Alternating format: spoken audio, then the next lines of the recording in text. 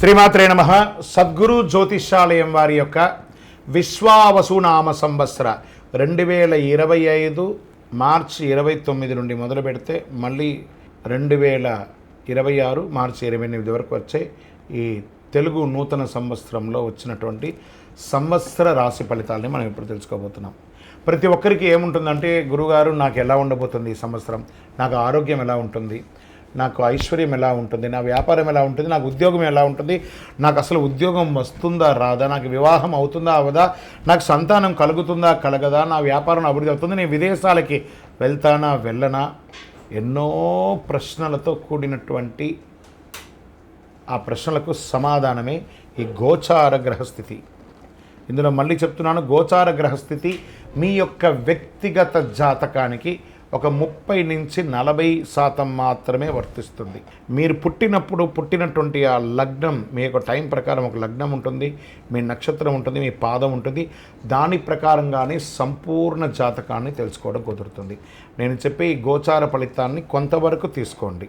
తర్వాత మీ యొక్క వ్యక్తిగత జాతకాన్ని మీ పరిసర ప్రాంతాల్లో ఉన్నటువంటి గురువులను సంప్రదించండి. గురుగారు నాకు ఈ సంవత్సరం ఎలా ఉంది, నాకు జాతకం చెప్పండి అని వారి దగ్గర అవసరమైతేనే తెలుసుకోండి. మళ్ళీ చెప్తున్నాను, ప్రతి దాంట్లోనూ ప్రతి ఎపిసోడ్లోనూ నేను చెప్తూ ఉంటాను, జాతకం పడుతున్న వర్షానికి ఒక గొడుగు మాత్రమే, కానీ జాతకం జీవితం కాదు. మీరు మిమ్మల్ని నమ్మండి, మీ ఇష్టదైవాన్ని నమ్మండి, మీ కులదైవాన్ని నమ్మండి, మీ జీవితం బాగా ఉంటుంది. మరి లేదు గురుగారు, మేము మీ దగ్గర తెలుసుకోవాలనుకుంటున్నామని చాలామందికి ఉంటుంది కదా. మా దగ్గర తెలుసుకోవాలనుకుంటే కింద కనబడుతున్న మా నంబర్కి మీ పేరు, date of birth, time of birth, place of birth WhatsApp చేయండి, కాల్ చేయకండి. అది చూసిన తర్వాత మా అడ్మిన్స్ మీకు రిప్లై ఇస్తారు. విజయోస్తు.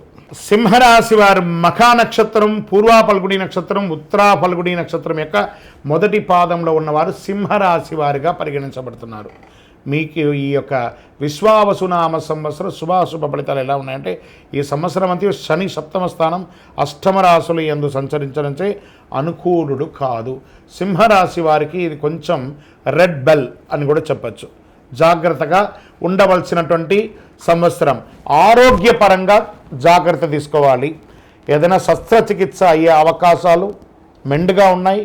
లేదా ఒక్కసారి మీరు డాక్టర్ దగ్గరికి వెళ్ళి ఓవరాల్ మాస్టర్ చెకప్ ఒక్కసారి చేసుకోండి. ఫస్ట్ ఆరోగ్యం గురించి మాట్లాడుతున్నాను, జాగ్రత్తగా ఉండాలి. నెక్స్ట్ వ్యాపారస్తుల దగ్గరికి వస్తున్నా. ఈ వ్యాపారస్తులు కొత్త నిర్ణయాలు, ఏ నిర్ణయాలు తీసుకోకండి, ఉన్నదే జాగ్రత్తగా కాపాడుకోండి. మీరు చేసే ప్రతి ప్రయత్నంలోనూ ఇబ్బంది కలిగే అవకాశాలు చాలా ఉన్నాయి.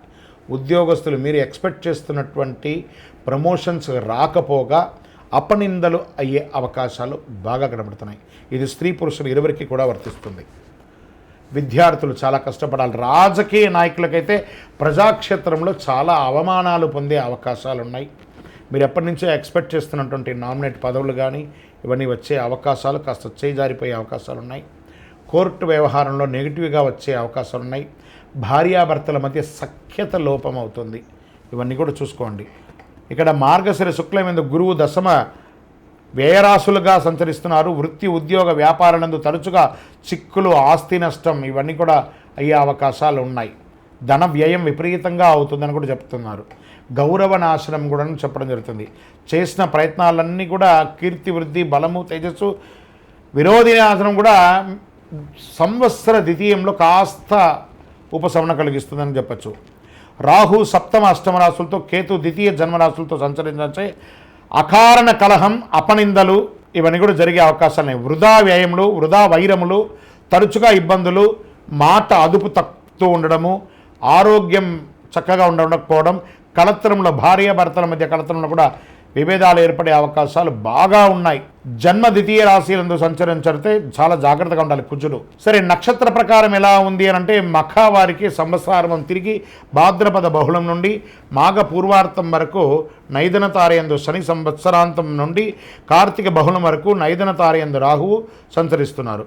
పూర్వా ఫల్గుని వారికి అంటే పుబ్బా నక్షత్రం వైశాఖ బహుళం నుండి భాద్రపద బహుళం వరకు, తిరిగి మాఘ బహుళం నుండి సంవత్సరాంతం వరకు నైదన తారయందు శని, ఆషాఢ బహుళం నుండి సంవత్సరం వరకు జన్మతారయందు కేతువు సంచరిస్తున్నారు, జాగ్రత్త. ఉత్తరా పల్గుని వారికి సంవత్సర ప్రారంభం నుండి ఆషాఢ బహుళం వరకు జన్మతారయందు కేతువు సంచరించడం, మొత్తం మీద ఈ సంవత్సరము రాహుకేతు కుజువులకి మీరు ఖచ్చితంగా శాంతి చేసుకోండి.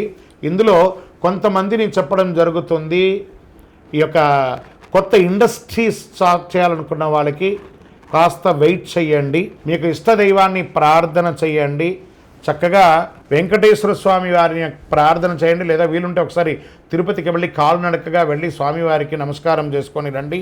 మీ యొక్క లక్కీ నెంబర్ 9 అని కూడా చెప్పవచ్చు. మీకు ఉపయోగించే కలర్ బంగారు మరియు పసుపు రంగు మీకు చాలా కలిసి వస్తుందని కూడా చెప్పడం జరుగుతుంది. మీ యొక్క వయస్సు ఎంత ఉందో అన్ని దీపాలను మీ ఇష్టదైవం కులదైవం దగ్గర ప్రార్థన చేసుకొని వెలిగించండి. అతి శక్తివంతమైనటువంటి కరుంగాలి మాలను ధరించండి. ప్రత్యేకించి సింహరాశి మిత్రులారా, మీరు ఈ సంవత్సరం జాగ్రత్తగా ఉండవలసినటువంటి సమయం.